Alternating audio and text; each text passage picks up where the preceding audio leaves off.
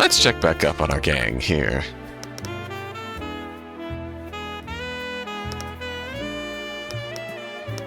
Let's figure out where we left off. I think it's here. Yeah. Yeah.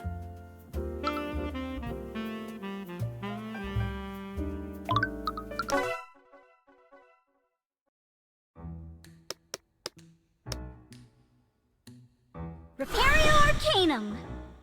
Yeah, we already... Yep. We had an interesting, God,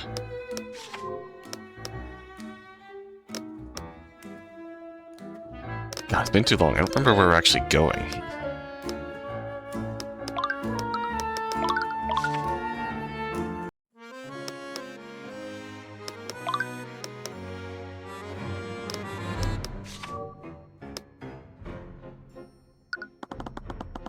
Okay, you can't tell me about this.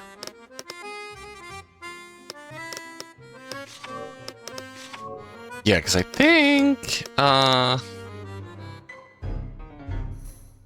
I was not prepared for this.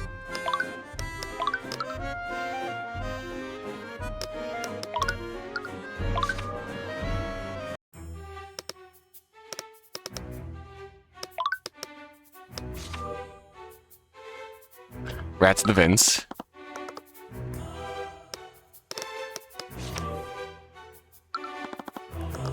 Knew about this. This buffoon is back.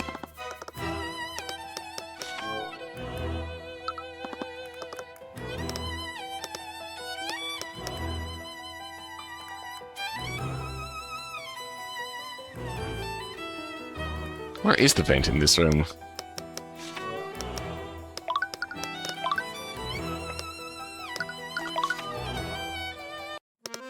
Are you still here?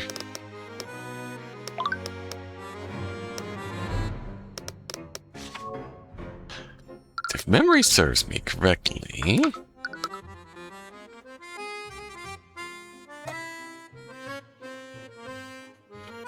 Because Beatrice left...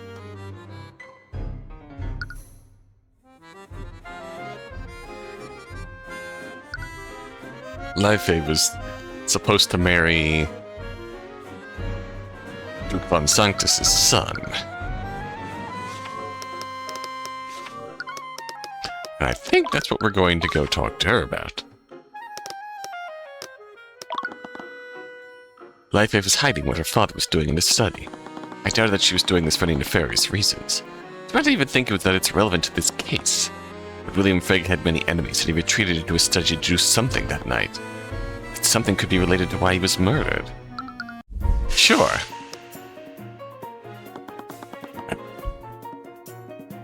Alright. Lifeite does not know you very well, and she has no reason to trust you. She believes in Beatrice's innocence over everything else. She's usually sincere, so it's unlikely that she's actually involved in her father's murder. She might react well if you respond with a similar sincerity. Is there something you're not telling us, Lifeite? I have a feeling that you know more than you're letting on. What? What was your father doing in his study? I already told you, I don't know. My father was a private man. He wouldn't share something like that with me.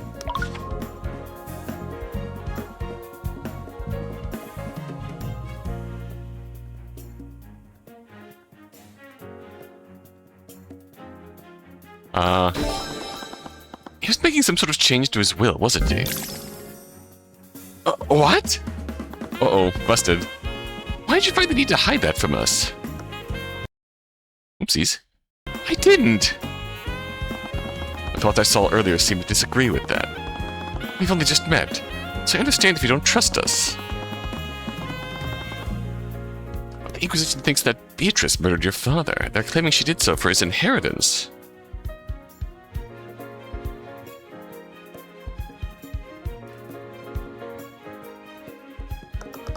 That's absolutely absurd!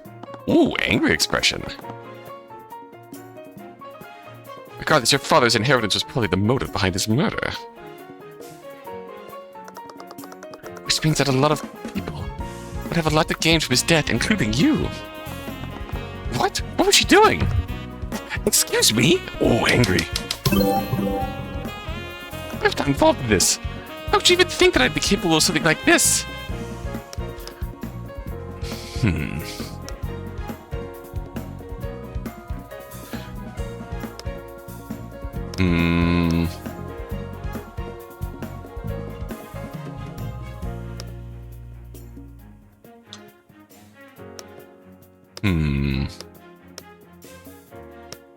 You mean to imply that you were involved in this? It's clear that the murder was...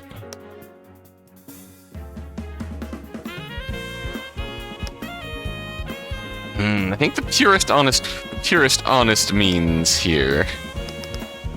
I didn't mean to imply that you were involved in this. It's clear that the murderer's motive was to take control of House Frege. This means that their plan heavily relied on who William Frege was leaving his assets to. So I need to know, Miss Frege. How was your father planning to change his will? I don't know. I've already told you, my father was a secretive man. He didn't share the details of his estate with me.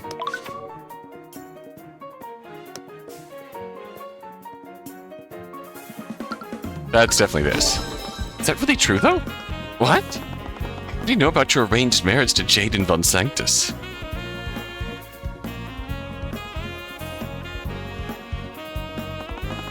And I also know that as part of this deal, Jaden would inherit House Frege instead of you. Oh, you definitely knew about this, and you heavily resisted the marriage in an attempt to stall it. It means that you had some idea of how your father's will was arranged. So what aren't you telling me, Leife? Hey.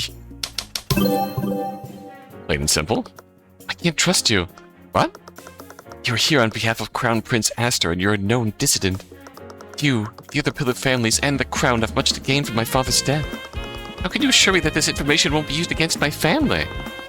Oh, that's why she was being so secretive.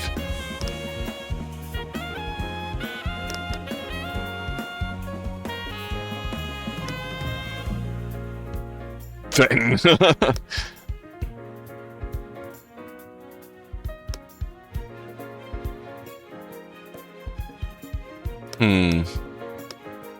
Rationalize seems solid.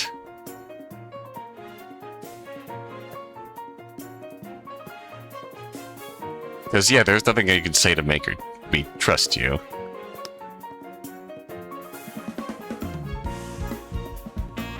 We also do have no stake in the House Frege conflict. We've been hired by Prince Aster, but I'm an independent agent. I have no stake in this conflict. I was only hired to arrive at the truth. You've read about me in the paper. You at least have some idea of what I stand for.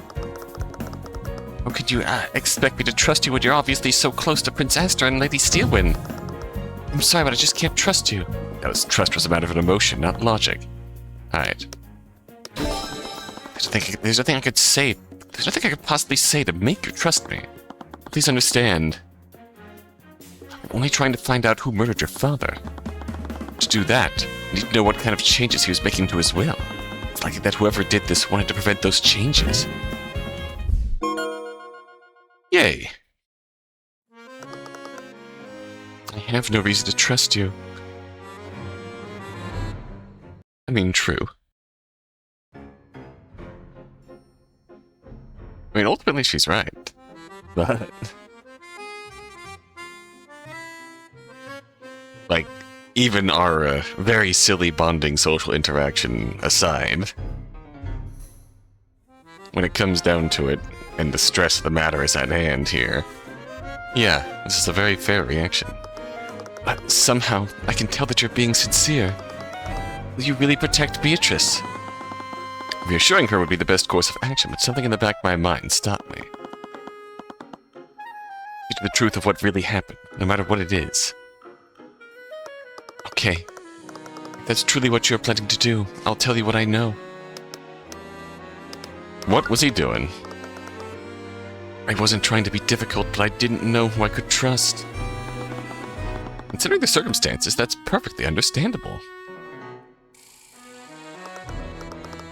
I'm not sure why, but my father was extremely upset that night. According to him, Beatrice had returned. His words...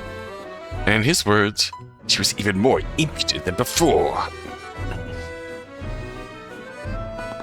Did he tell you what that meeting was about? He didn't, and honestly, I didn't really care. I was just so happy that my sister had finally returned. My father clearly felt otherwise. Before he entered his study, he told me that he would be pruning the family tree. Oof. Said that he was going to draft a will to disinherit my sister and several other members of our family. Huh.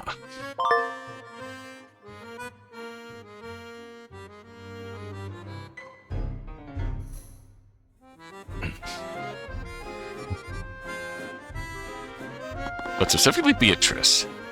Has anyone found the draft of the will? No. It was one of the first things I looked for after the investigation began. Modified will went missing. I doubted that it would be enforced. We never got a chance to submit it for probate before he died. I couldn't discount the possibility that the murderer destroyed it. Does anyone else know about this? No one. I didn't even tell Lady Steelwood when she was questioning me, because it would have established a motive for Beatrice. Anyways, thank you, Leife. Tyrion. Yes? My sister isn't a bad person. She would never do something like this. I know, but she's in good hands. Ruby Tamora is the one defending her in the trial, after all. Okay. Okay. I think I learned everything I could from Leife. There's only one last person to speak with. Harold Haroldson! What is your role in this?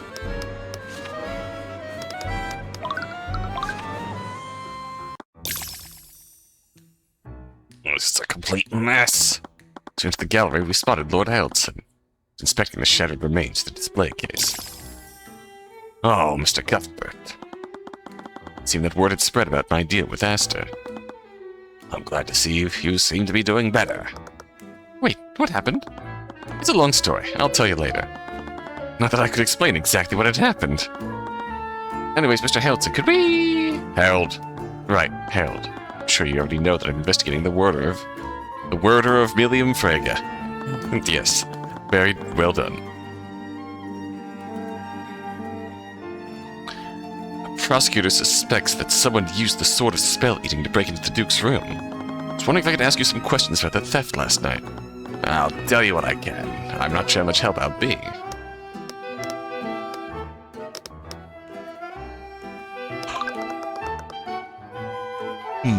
I can't believe a museum owns a magic item like this. I would have expected the noble house to take them for themselves. Oh, I am a noble house. That's the trick. That's the neat trick. The nobility of today doesn't have much use for items such as these.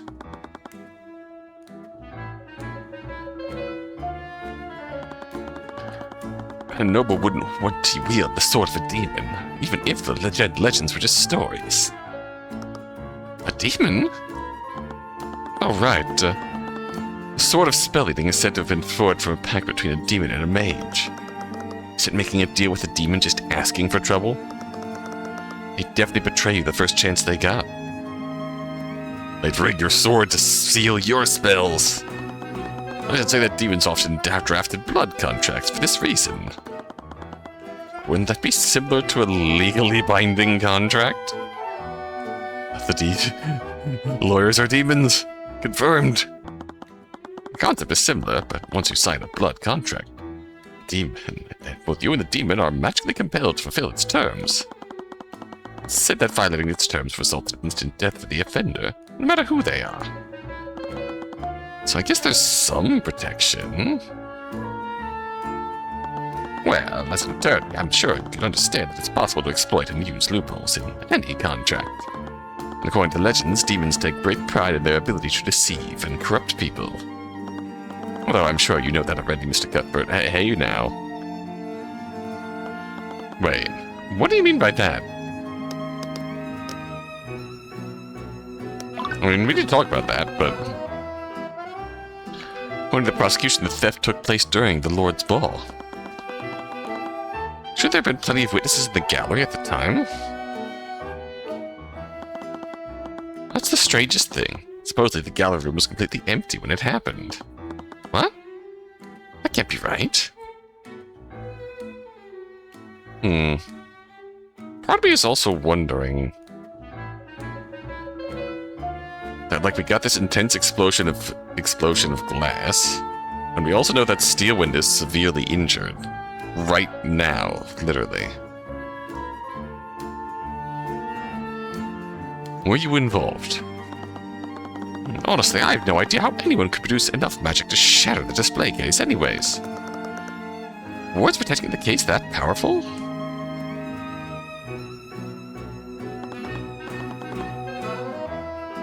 They were powerful, but that's not the issue here. It'd be one thing to dispel the wards and remove the glass protecting it. Another thing to shatter the glass while the wards were active. Doing something like that required an extremely powerful spell, far more powerful than simply dispelling it.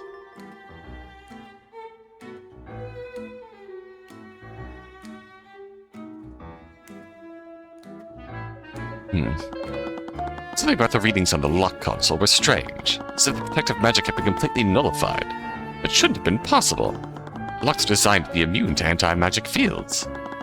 The thing that could bypass it was the sword of spell-eating itself, but it only works when being held by someone.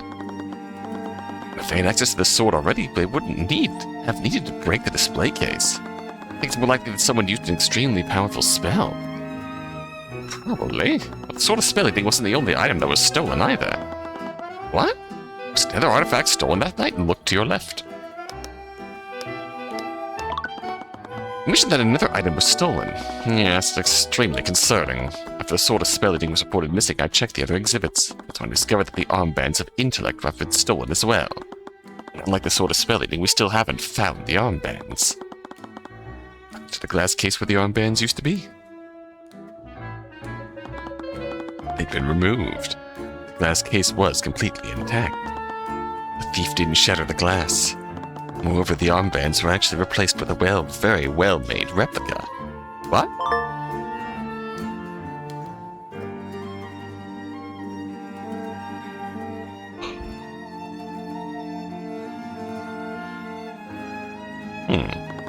What's going on here? The two thefts were completely different from one another. I that someone would have needed a powerful spell to shatter the display case. Won't that narrow down the list of suspects for the field? For the theft? Not everyone attending the ball could cast spells that powerful. Well, according to the Inquisition, Beatrice's fragrance magic was powerful enough to have done this, discounting the fact that she's completely blind. Yes, I'm very well aware of that. Doesn't sit quite right with me either. Was there anyone else at the Lord's Ball capable of matching Beatrice's power? Only the heads of the four pillars could have invoked magic this powerful. Apparently Beatrice is an exception to that.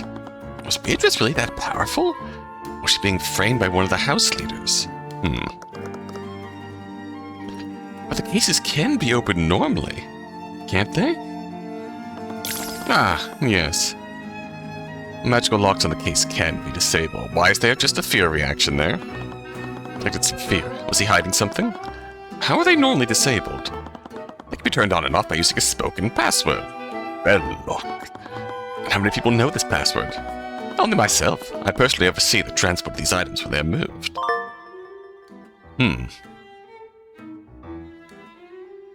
Highly skilled mage have trouble breaking into them, but you can just password them. So Harold could have stolen the sword that night. Could he have staged the robbery to cover his tracks? Harold, witness told us you got into an argument with William Frege on the night of the murder. Was William Frege planning on defunding the Heraldson Hall of History? Oh. Yes, he was, but that doesn't mean I had anything to do with his murder. Had your argument that night turned hostile? I'll admit that our discussion turned heated, but it never escalated to threats of violence. With how insulting he was, I should have... Ooh. William was being unreasonable, and I was frustrated.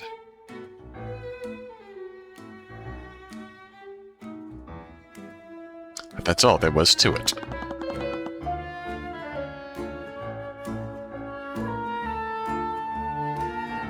Did you have any conflicts with him prior to that night?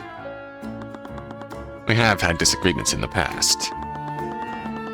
He was receiving pressure from the crowd about what I was displaying in my museum. The king believed that some of my exhibits were too controversial for the public eye. What do you mean? I'm sure you noticed the rising tensions between the common folk and the nobility as of late. I've never been one to shy away from the bloodier parts of Wyvernguard's history. The citizens must know about these parts of history, otherwise we're liable to repeat them. Smart? I'm already seeing that happen with Grand General Stewen and those insurrections in the countryside. It's clear that Harold was passionate about his work. Is Harold Haraldson actually based? Based on what? Would that passion have driven him far enough to commit murder, though? So many people had a motive to murder William Frege, but who actually did it? Took some time to review everything that I'd already learned. Motives aside, let's go over the events that happened that night. It all started when the sword of the spell-eating was stolen. I don't have a specific suspect, but we do know something about them. Maybe.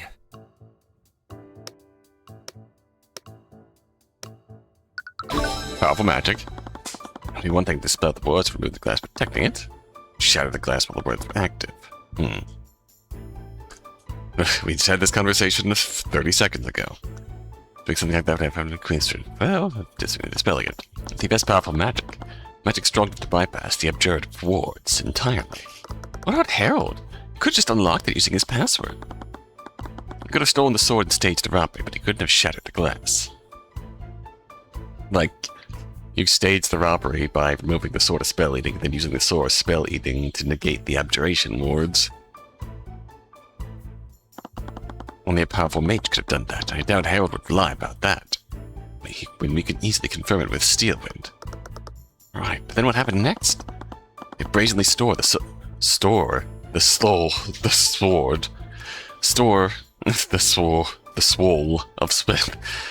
Why, talking is hard. Stole the sword of spell-eating. This caused Harold to report the theft to the Kingsguard. After Lord Haraldson reported what happened, the Inquisition discreetly placed the manor on lockdown. They searched every room in the manor to try and find it. It was eventually found in Beatrice's bedroom. That led them to believe that she had stolen it. That's correct. The Kingsguard moved to arrest her, but Prince Astor ordered them to step down. And then there's Leathers' statement. My father was extremely upset. I think Beatrice may have offended him during their meeting. The servant said that he demanded to be left alone. He retreated into his study immediately after Beatrice left. I tried to speak with him and the theft was reported, but he didn't much care about the missing artifact. I wanted to leave him alone and let the Kingsguard investigate the sword. When did you speak with him last? It was before they activated the lockdown. It was a little after 1 a.m. that night. Leif's account gives us a clear fact about when William died. Beatrice died, obviously. William died after... Oh, shoot. Spoke with the Duke before he went to his study.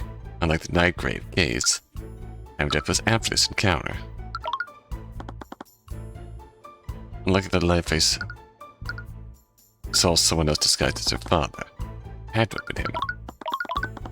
Oh, shoot.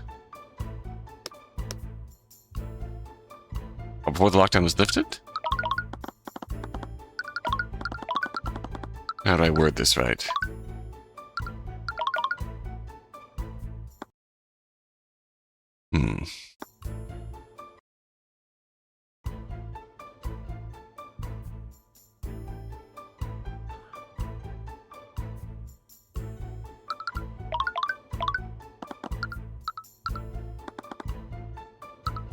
Maybe.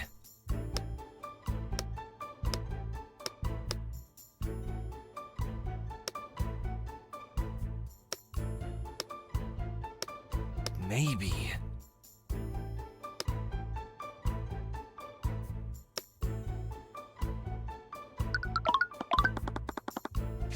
Okay.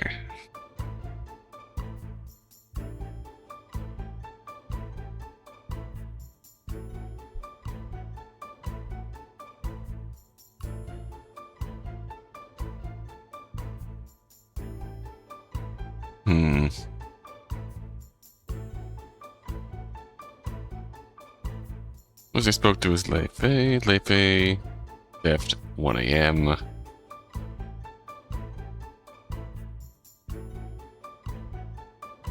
Okay, we don't actually know anything about when the lockdown was lifted. It wasn't really lifted, that's kind of irrelevant.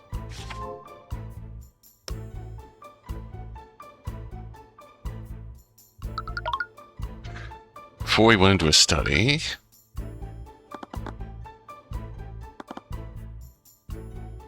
Okay.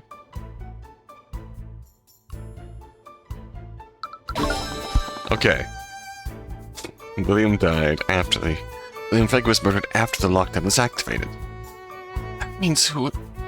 I was gonna say, don't we know this already? It means that whoever killed him bypassed the lockdown and broke into the magically locked room. They had to have used a sword, right? Yeah. Most magical locks are immune to anti-magic field, otherwise the lockdown would just disable the locks. Sword of spell eating must function differently if it produced that effect. That's still not concrete evidence, though. We haven't even spoken to all the suspects yet. Right. Never got a chance to speak with Lucio Steelwind. In his status, I wondered if that would even be possible. Either way, it's a good start. It's not as if we are defending the case. The trial is getting close anyways. I didn't doubt Mr. Moore's abilities, but I could still compare notes with her before the trial began. It was a little strange that I hadn't seen her since the investigation started. Maybe she was meeting with Beatrice at the dungeons.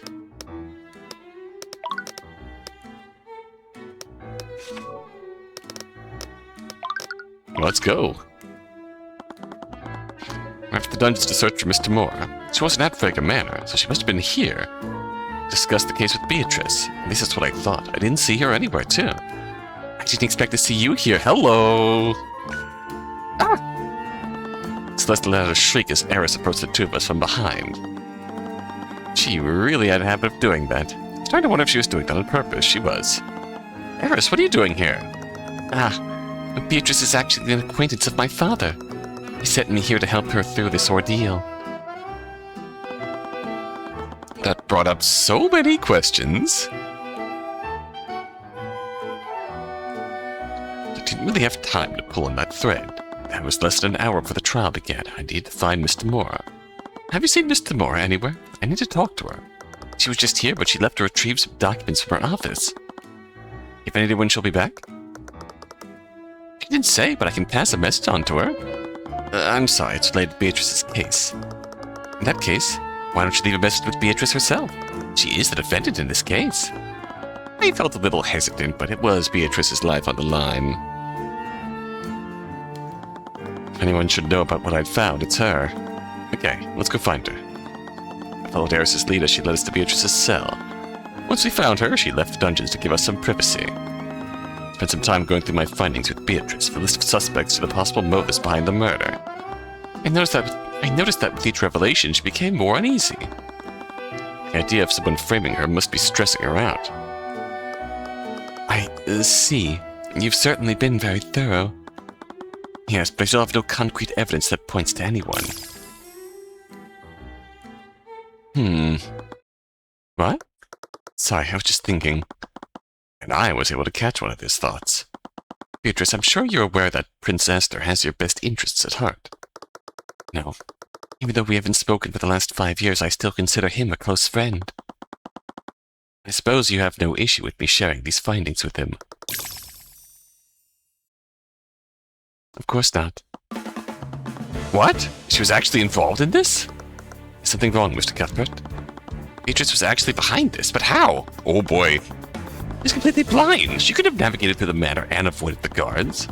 Aria did say that she was intelligent, but doing all this while blind was ludicrous. Now let's...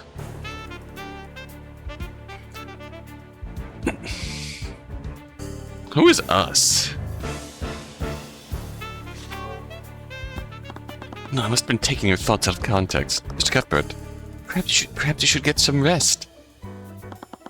Thought very carefully about what to say next. There was one way to get a certain answer through to the eye. If I was wrong... Beatrice, you weren't actually involved in this, were you? Tyrion? Her gaze narrowed in response to my question. Hey, it's the Phoenix Wright Psych Lock question. Once again, she clapped her hands together. Do you suspect me now, Mr. Cuthbert? You didn't answer my question, Beatrice. As if I'd even need to justify it with a response. But no, Mr. Cuthbert, I was not responsible for my father's murder. Ha! An accomplice. Someone else was involved in this. Cuthbert? Mr. Mora! The mentor seemed to have sensed the mood in the air. She raised her brow at me. Mr. Mora, can I speak with you alone for a second? Okay. What's wrong? Is everything okay? Mr. Mora, Beatrice, she actually did murder William Frege. Mr. Mora's lips pursed. Her eyes darted around the room to make sure the guards didn't overhear us. What are you talking about? How could you possibly know that? I saw it with the eye of Horus. She conspired with someone else to orchestrate William Frege's death. Have you told anyone else about this? No.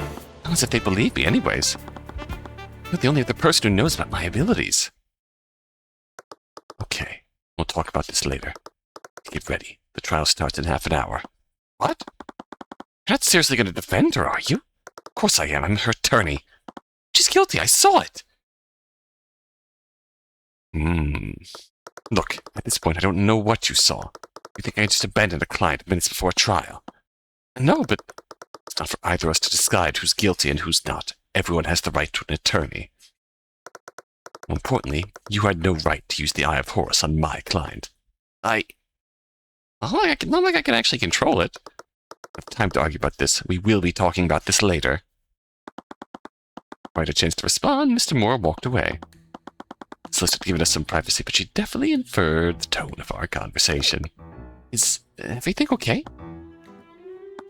Celeste, I think Beatrice was actually behind this. What? I couldn't blame her for not believing me. As if I could tell her about the Eye of Horus. Although why hadn't I told her? Right. So what do you want to do now? What? You wouldn't say something like that if you weren't sure, right? I thought long and hard for a moment. Maybe we don't need to do anything. What? Steven is handling the prosecution, and she's far from being a pushover. Beatrice is truly guilty. I'll just have to trust her to get the job done. I don't think we're in any position to get involved. Should we share our evidence with Steelwind? Alright, if you say so. It's really none of my business. I had no stake in this. I wasn't obligated to do anything. I've done everything I could. I just have to leave it in Steelwind's hands. It's none of my business. Even Frege was a tyrant anyways. He was a noble who did nothing but steal wealth from the common folk. I was better off without him. It's not as if any of this was my responsibility. Miss Mora must have been doing it for a reason. All I had to do was wait for the trial to run its course so we could put this all behind us. Objection!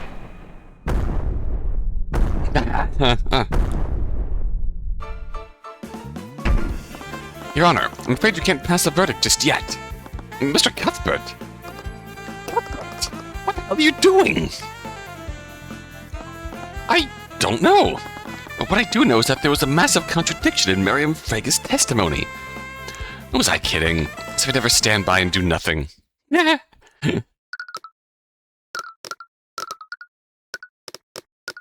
Alright, let's cook. The prosecution. I would like the right to cross-examine this witness. Bailiff, arrest Mr. Cuthbert. I'm holding you in contempt. Wait! I really didn't think this through, did I? Instead of following his order, the bailiff walked over to the judge's podium and whispered something into his ear. What? I see. Very well, then. What were they saying? Here's that Miss Steelwind has somehow predicted that this would happen. According to their wishes, Mr. Cuthbert may act as prosecutor in his stead. What? Paperwork was submitted shortly before the trial. Mr. Cuthbert is designated as her stand-in. It's unorthodox, but it's not without precedent. I heard when Steelwind asked me something strange earlier. What would you do if you discovered that one of your clients was guilty? What would you do if they were guilty? I suppose I'd withdraw and tell them to find another lawyer. If no one else would represent them? I don't know. It would definitely be a difficult choice for me.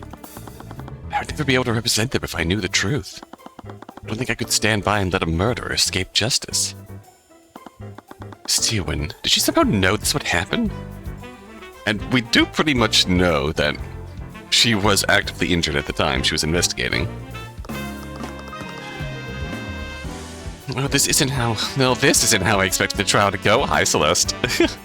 Thanks for coming down here, Pookie. Shortly after I barged onto the prosecutor's table, Celeste awkwardly followed behind me. Curiously, she only did so after the bailiff didn't arrest me. I guess we're really doing this. What's wrong? This feels weird. We're on the other side of the courtroom. I mean, this is where the prosecutor is supposed to stand. No, I don't like this. Ruby, can we switch tables? What? Your Honor, please ignore her. No, it's just way too weird. Tyrion, file a motion. Give it a switch with us. Celeste. For the love of... I genuinely don't care. Cuthbert can have this side if he wants it so badly. I didn't want it, Celeste did. With that out of the way, let's resume proceedings. Assuming that we're all in our preferred spots. We are, Your Honor. As much as I hate to admit it, I was more comfortable here. Not that I wanted to encourage you to do this again. With all these interruptions, I think it best to review the proceedings up till now. The prosecution proposed that Beatrice Frega's motive for the murder was to claim the victim's inheritance. However, the defense brought forth a witness who testified that Beatrice was disinherited by her father 5 years ago. Am I correct, Miss Tamora? You are, Your Honor. Very well. Considering the circumstances, I think it's best to have Lady Frega repeat her testimony. Bailiff, please escort Lady Frega to the stand once more. Miss Frega, could you please give your testimony to the court once more? Of course. Alright, here we go. After my sister's accident, my father said that she was unfit to inherit our noble house. He declared to our family that he would be removing her from his will. It was 5 years ago, but I remember it well.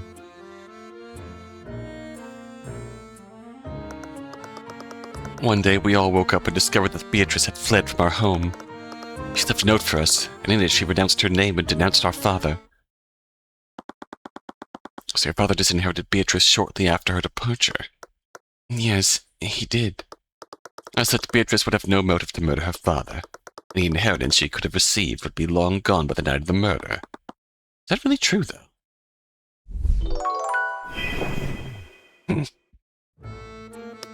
Hold it. It seems awfully cruel of him. It was just an accident, wasn't it? My father was always thinking about the broader picture. He must have thought this was for my sister's own good. She probably didn't want to speak ill of her father in the courts, but it seemed that she understood the type of person he was. Hold it. He was making a show of it and sending a message to the rest of your family. I felt a little guilty for doing this to her, but I would need to establish Beatrice's motive wherever I could. Objection! Oh, back. Your Honor, I find Cuthbert's comments to be extremely insensitive to the witness. I see no reason for him to speak ill of the deceased. I am compelled to agree. She was using the judge's fear of House Frega against me. I must have been less than 13 years old at the time. Can't imagine how that must have been. Could we really trust your testimony if you were only a child at the time? I remember it vividly. My father's words, the look of absolute fury on my sister's face. I remember the way the sun was shining through the window that morning. It was all my fault. I remember everything. It sounded like a painful memory for her, and she seemed to blame herself for what had happened. It'd be best not to press for her more than necessary. Hold it. That must have been a surprise for all of you. Did she tell anyone else about her plan? No, she didn't. She left without a word to anyone. Seemed to be sincere about that. Oh. When I've heard about your father, I don't find that surprising. It's clear to everyone involved that my client was not treated well by her father. That's what drove her to leave the Frega estate. My father had many responsibilities. He had much to consider. That justified his treatment of your sister. Despite being her witness, Mr. Moore wasn't really holding back against Miriam. I felt it while I was watching from the gallery. Part of her testimony didn't match what I'd learned from my investigation. It's been something that Leifert told me. Thank you.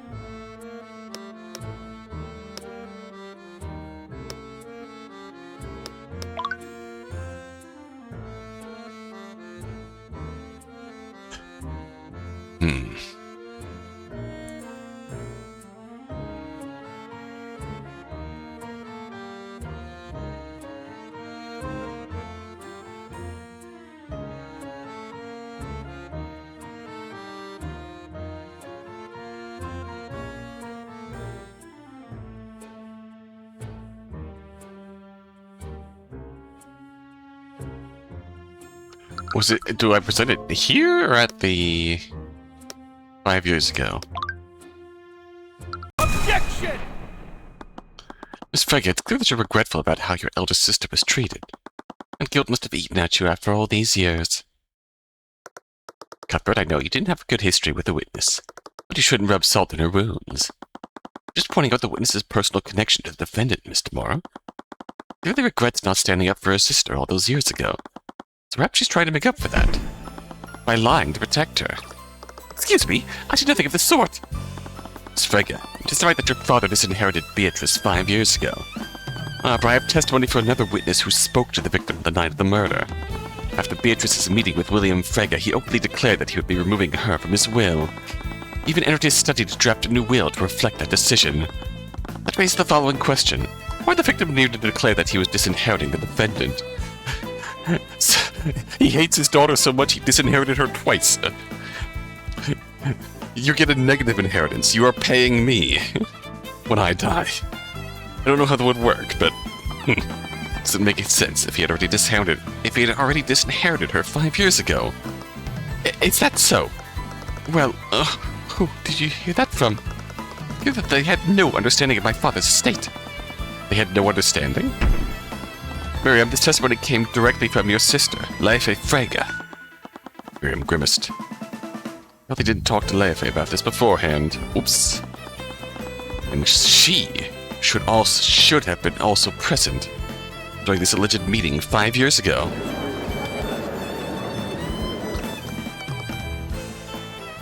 Well, she must be mistaken then. Your Honor, how can we trust second-hand testimony of a witness who isn't here? Wouldn't it make more sense to have Leife give her testimony directly? I must agree with you, Mr. Mora. Leife Frege should be allowed to clear up this misunderstanding. She looked way too confident. What was she planning? Not sure if it was intentional, but Miriam's testimony was clearly contradictory. Could she be lying to protect Beatrice?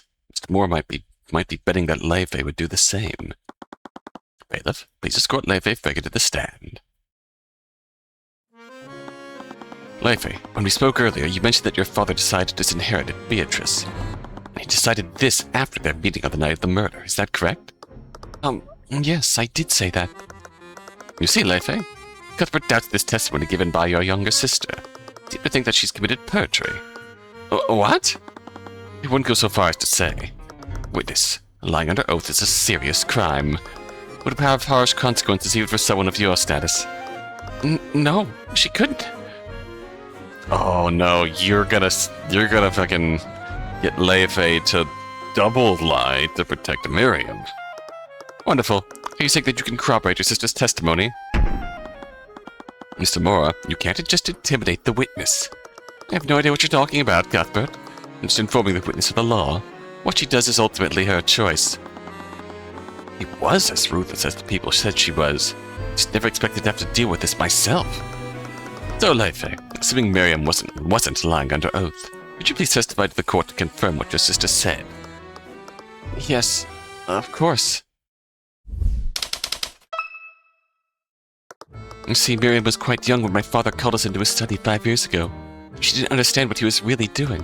My father would often lie to us. It's one of the many ways he kept us in line. The encounter that Miriam described was just another one of his lies. Despite the disagreements, my father would never disinherit Beatrice without good reason. Even when she left, he always assumed that she would eventually return home. The truth is that none of us knew what my father was planning for House Frege's future. Well, see, Cuthbert, the truth is even more complicated. No one could have really known what William Frege was planning for his estate. Leife was definitely trying to cover for Miriam, and Mr. Moore was playing her like a fiddle. Luckily for me, she wasn't the only person who gave a statement to me. Bon Sanctus. Hold it. So you're saying that Miriam's testimony was based on a misunderstanding? Yes. My father was never direct with his actions. He's always known just what to say to keep people under control. I'm aware of how it sounds, but he had much to consider outside of his family. The Freges are one of the pillars of Rivengard, after all. Keeping the family aligned with the house's goals was one of his responsibilities. How could he be so cruel? Clear that she didn't agree with what she's saying. She'd also be trying to keep her family's name clean. Hold it. So you really think that your father would lie about something so important? It was of great importance. That's why he had to lie. He wanted to make us understand the consequences of disobeying him. What kind of father does that? But if he truly wanted to scare all of you, why wouldn't he disinherit Beatrice? Without a good reason. I'm surely not in a, oh yeah, she's my daughter, she'll come back to the home eventually. It's more of a, fucking abuser-ass, you'll be back. You won't last out there. You'll come crying back. Shit. My father was always more pragmatic than vengeful.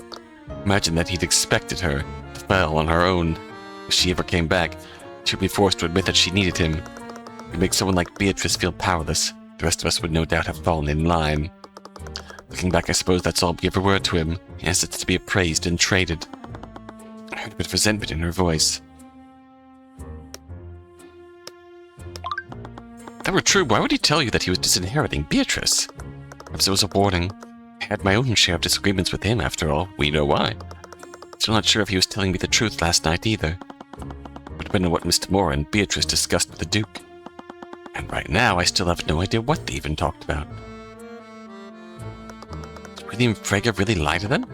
From what we know, I honestly wouldn't put it past him. He clearly had very little respect for his daughters.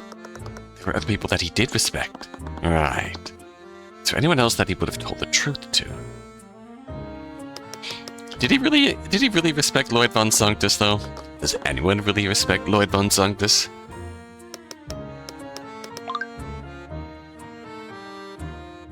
Objection! Miss Frege, did you really have no idea about House Frege's future? No, I didn't. My father made sure of that. As I told you, he kept many secrets and wasn't above lying to us.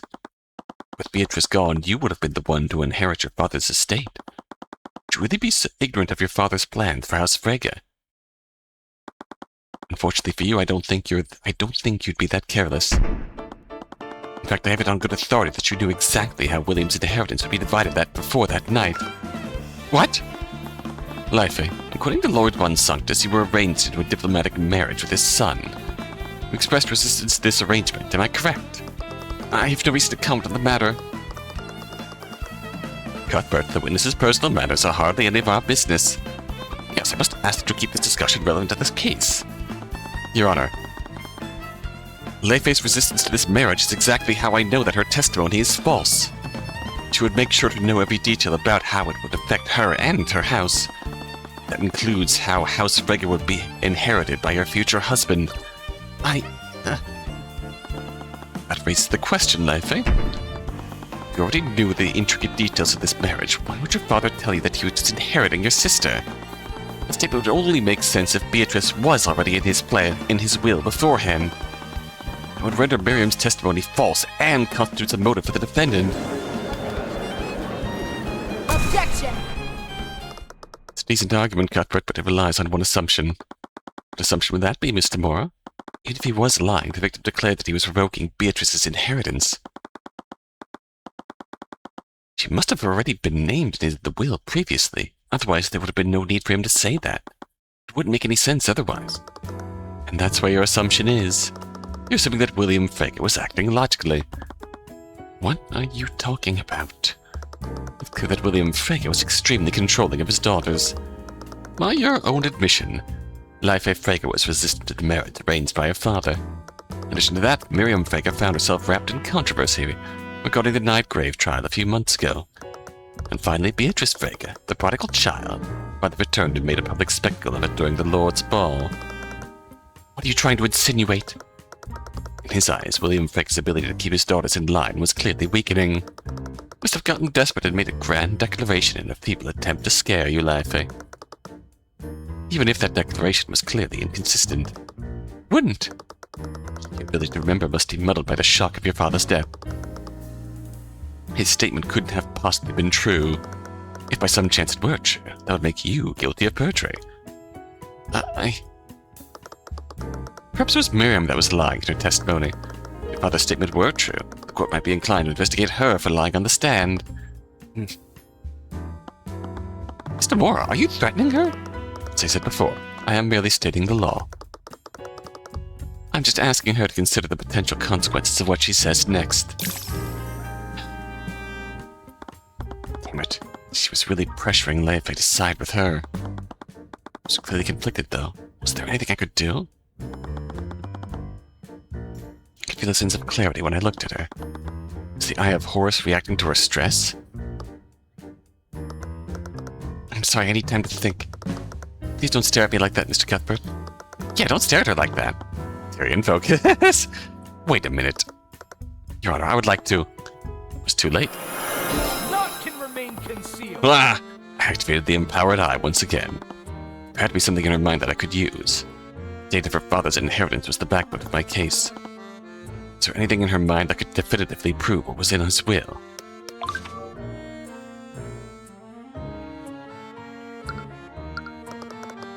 As much as I hate to admit it, this trial is the perfect opportunity to back out of my marriage to Jaden. Von Sanctus's holdings are weakening by the day. I doubt he'll be able to put up much resistance. And once Beatrice inherits the estate, we might be able to rebuild our family. I was assuming that Beatrice would inherit House Frege. Confidence must mean that she was certain of what was in William's will. How can I prove that? Rat. What? Why am I thinking about this?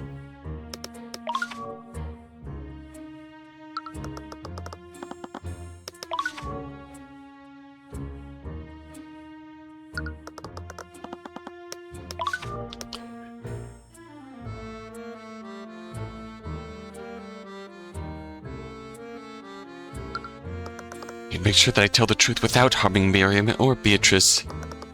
Beatrice couldn't have possibly done this, and I'm sure Miriam also has her reasons. They couldn't rely on me back then, but they can now.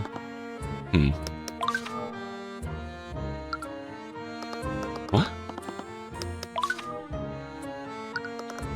How did both the swords find their way into Beatrice's room? Could Tracker have? No. Miss McCoy's sword is one thing, but he couldn't have possibly broken into the Heraldson Gallery. Though he was extremely fixated on it.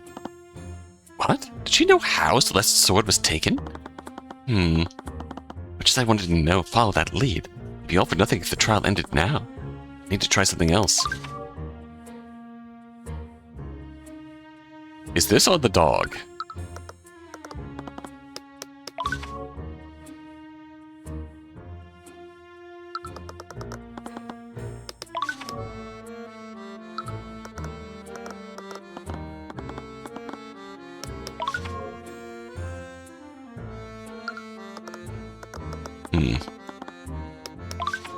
Oh. What triggers this?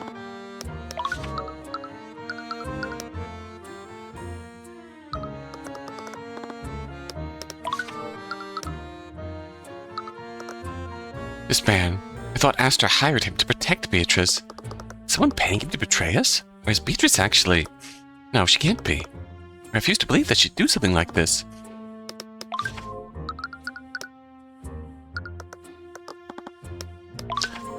That's why I'm just fucking around. Ruby Mora, I've heard stories about her. I expected Beatrice to hire someone like her. Wonder if she'll be at the will reading tomorrow. A will reading? Is it for William Frege's will? Ooh. That's sneaky. Father, I know we had our differences, but I did love you and I never wanted you to die. He seemed genuinely surprised and regretful about his death.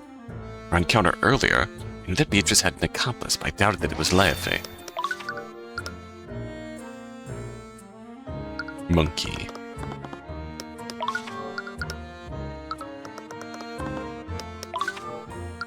I don't know why you get separate character slots. Beatrice, after all these years, she's finally returned. Can't believe that this is how things have ended up. Only I were as strong as her, I'd be able to endure this.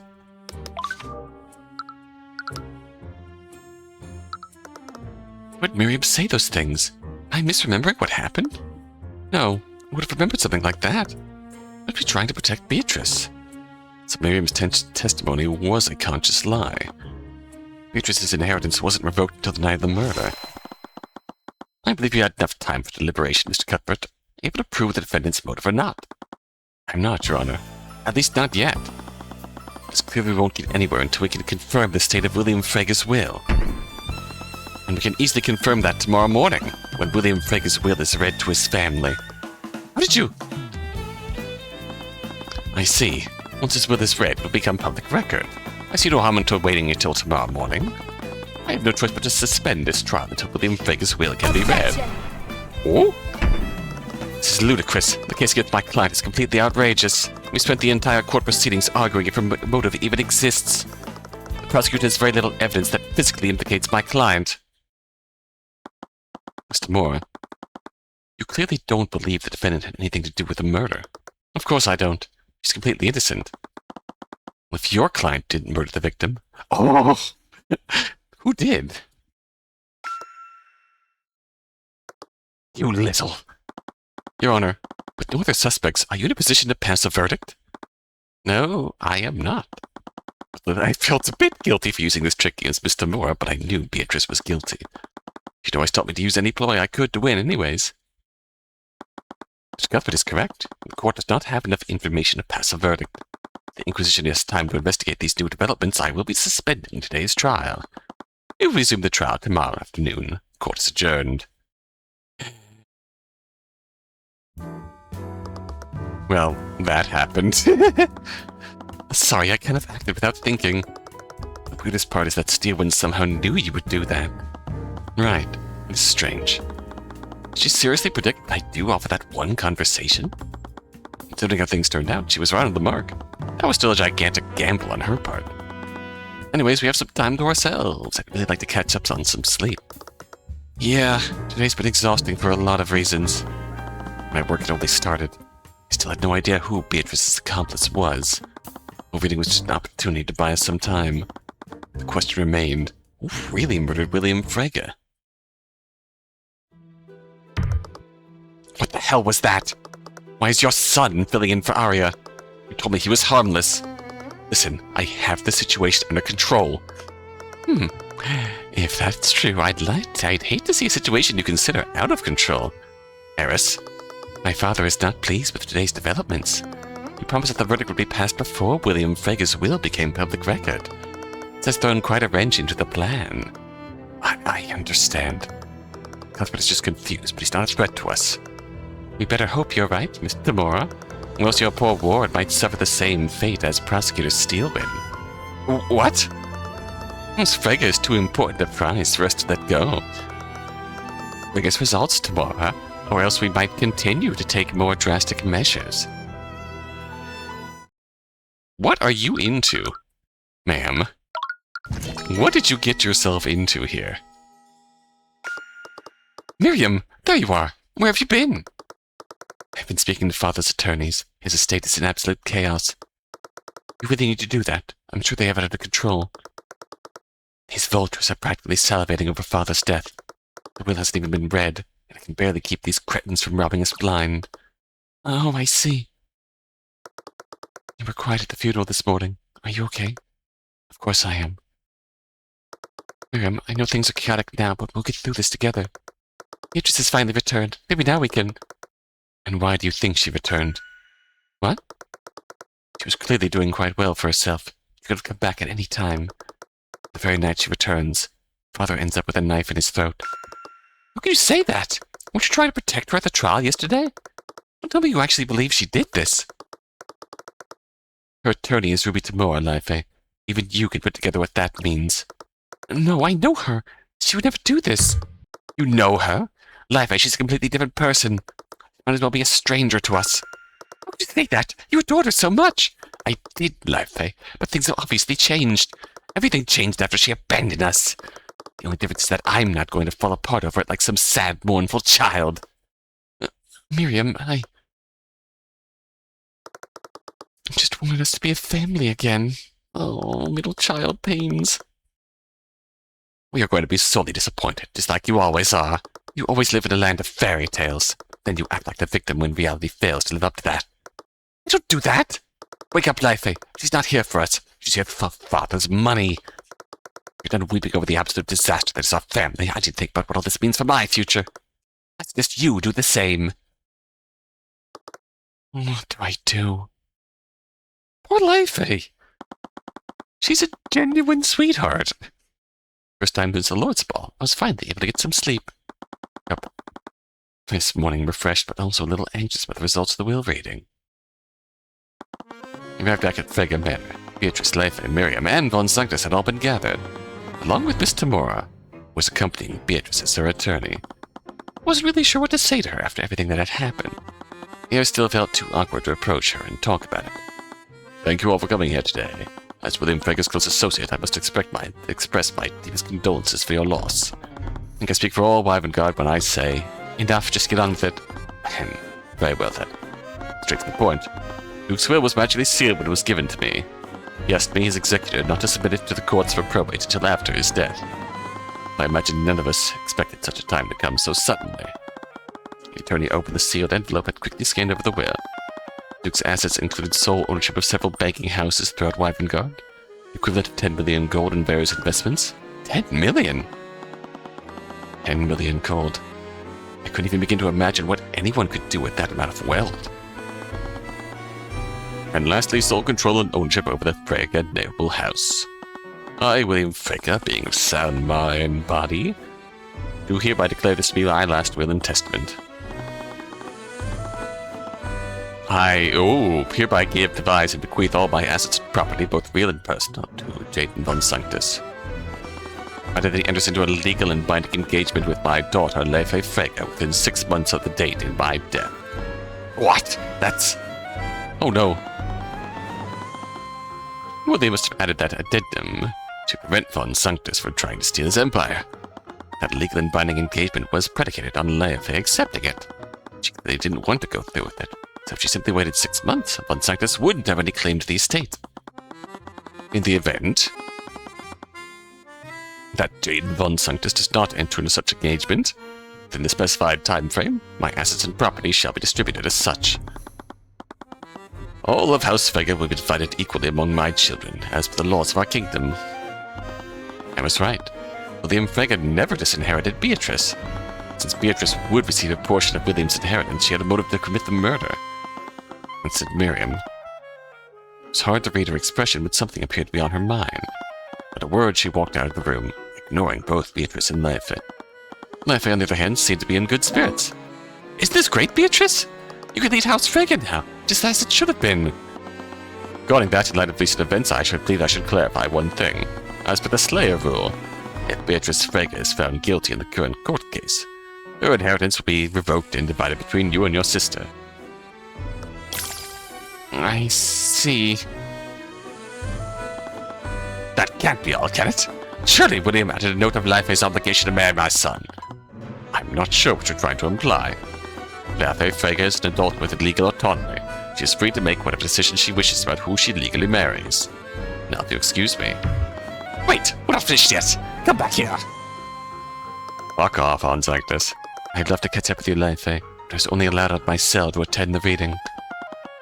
I noticed an Inquisition knight outside the door. He seemed to be watching Beatrice intently. But don't worry. I'm sure once this misunderstanding is resolved, we can talk all we want about our family's future. Of course! The knights led Beatrice out of the manor, and Leifey followed after them. Leaving Celeste and me alone with Miss Tamora. Oh boy.